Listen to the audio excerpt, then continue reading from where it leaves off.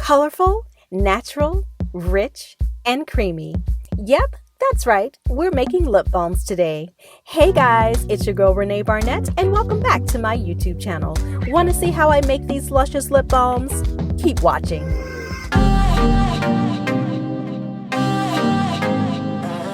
So for this lip balm, you need cocoa butter, shea butter. I'm actually using unrefined shea butter for this particular recipe.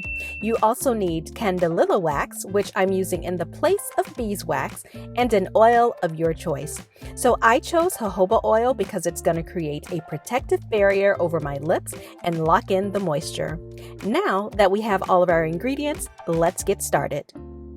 So instead of melting my butters and oils directly on the stove, I'm going to be placing them into a heat bath just to see how long it actually takes the Candelilla Wax to melt. So guys, this is just an experiment that I'm doing for myself. So you can actually just use the double boiler method to melt your butters and oils. And if you're not familiar with that, you can actually check out the video above to see how I do that. Now I'm just placing my shea butter, my cocoa butter, and every ounce of my Candelilla Wax and my jojoba oil into my beaker.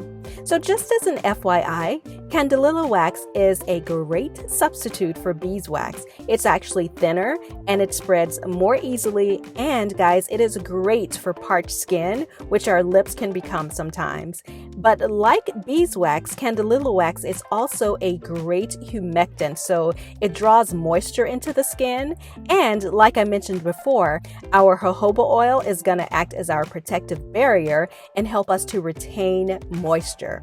So now I chose to use the cocoa butter for its moisturizing effect, its skin protecting abilities, and because I love the natural smell of cocoa butter. Now, I'm sure that you know that cocoa butter and chocolate come from the exact same bean, so of course, that's why it smells like chocolate. It's so yummy, yes. And last but certainly not least, I chose to use shea butter because it offers anti-inflammatory and healing properties that are going to heal and take care of those cracked, dry lips. So I'm giving my mixture a little stir, and as you can see, my butters are melting faster than my Candelilla Wax. So Candelilla Wax is definitely a little harder than my butters, so it might actually be a good idea to melt the Candelilla Wax separately so that I don't lose any of my nutrients from letting my butter simmer for too long. But because I'm using a water bath, I'm sure that's not going to happen, and I'm pretty safe. But this is just an FYI if you decide to use the double boiler method. Just keep that in mind. So now I'm adding my vitamin E, which will act as my antioxidant. And although guys, it is not a preservative, like I've said many times, it's going to help extend the life of the butters and oils and help to prevent rancidity. Now I'm stirring in my vitamin E really well, and as you can see, once my mixture starts to cool down, it starts to harden really quickly. Guys, if this happens to you, just sit your mix back in your hot water bath until it is melted. So now I'm adding in my essential oil, which is completely optional. I'm using vanilla essential oil. This is going to pair really well with my natural cocoa butter and my shea butter. It's going to give me a really nutty, chocolatey vanilla scent. So like I mentioned earlier, if your mix starts to get a little hard, go ahead and place it back in your hot water to make sure that the mixture is completely melted before you place it into your containers. So that's exactly what I just did.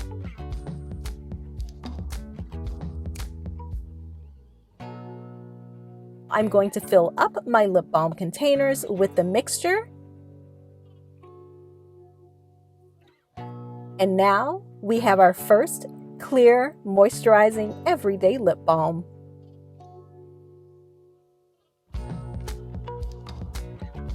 For this next lip balm, I'm going to be adding a little flavor. And when I say flavor, guys, or when I say flavor, when I say flavor, guys, I mean color. So I made another mixture of the same mix of butters, oils, and Candelilla Wax. And what I'm going to do differently is add in some mica. You may have seen me use mica before. It is a beautiful, this particular one is a beautiful pink mica that I just love. So I actually used it in my last sugar scrub video, which you can check out by clicking the link above if you haven't already seen that video.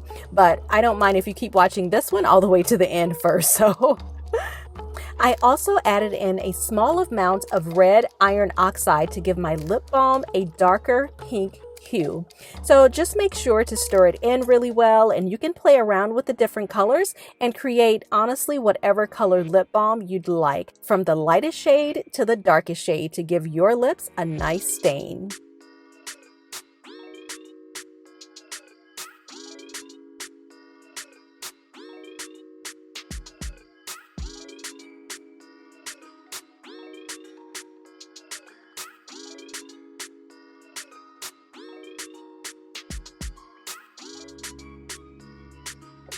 And guys, this is my nude pink lip balm. So it has just the right hint of pink, and I love it. Every girl needs a dark lip balm, but not every girl can find one in her perfect shade. So instead of waiting on someone else to create it for you, create it for yourself. So I'm adding in a brown iron oxide and a reddish iron oxide, and as you can see, I did end up putting my mix back in a water bath because it started to get a little bit hard, but now that it's melted, my color is mixing perfectly, and just keep stirring it until it's mixed really, really well.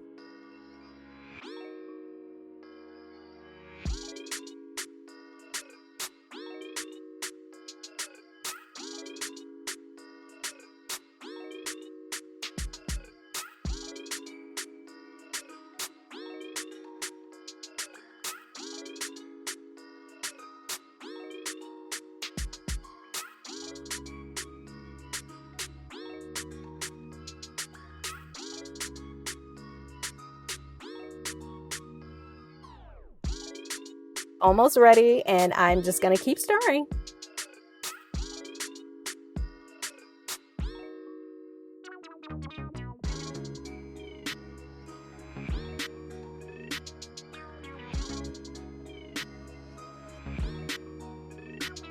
So now that I have the color I want, I'm going to go ahead and fill up my lip balm tubes.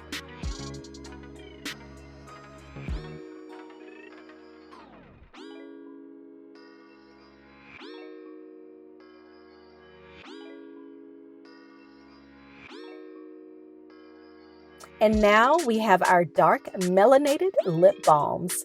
So let's try it on. Yep.